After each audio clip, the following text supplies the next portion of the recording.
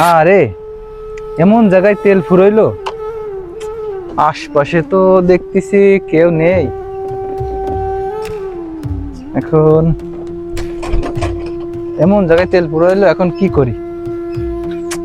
আরে এমন জায়গায় তেল ফুরাইলো, কি করি? ও ভাই একটু দাঁড়াবেন ভাই। ও ভাই যদি একটু সাহায্য করতেন। দুঃখিত ভাই, আমার অনেক তাড়া আছে, আপনি অন্য কাউকে ডাকেন। ও ভাই আমার একটা সাহায্য করা যাবে? আরে না ভাই, আমার এখন জমির আলু পাতা লাগবে, তোমার কি সাহায্য করবো আমি? আসসালামু আলাইকুম ভাই। ওয়ালাইকুম সালাম। কি সমস্যা ভাই? দেখলাম ওই লোক আপনার ঝাড়ি মারি চলে গেল, আপনি আমাকে বলেন, আপনাকে আমি সাহায্য করতেছি। অসংখ্য ধন্যবাদ ভাই। ওই লোকটা তো সাহায্য করলোই না, আরো ঝাড়ি মেরে চলে গেল। তা আপনি কেন আসলেন ভাই? ভাই, একজন মুসলিমের বিপদ দেখলে তার বিপদে এগিয়ে আসা আমাদের ইমানের দায়িত্ব। নবীজি সাল্লাল্লাহু আলাইহি সাল্লাম বলেছেন, যে ব্যক্তি তার ভাইয়ের পাশে দাঁড়ায় আল্লাহ তার পাশে থাকেন।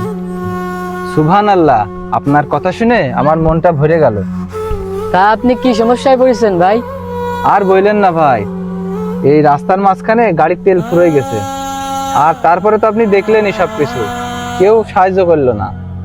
তাহলে ভাই আপনি একটু দাঁড়ান, আমি সামনে হলে তেলের পাম্প আছে, ওই জায়গাতে আপনার জন্য তেলের ব্যবস্থা করতেছি। আচ্ছা ঠিক আছে ভাই। না রে, ভাইটা খুব ভালো। এখনো এমন ভালো মানুষ দুনিয়ায় আছে?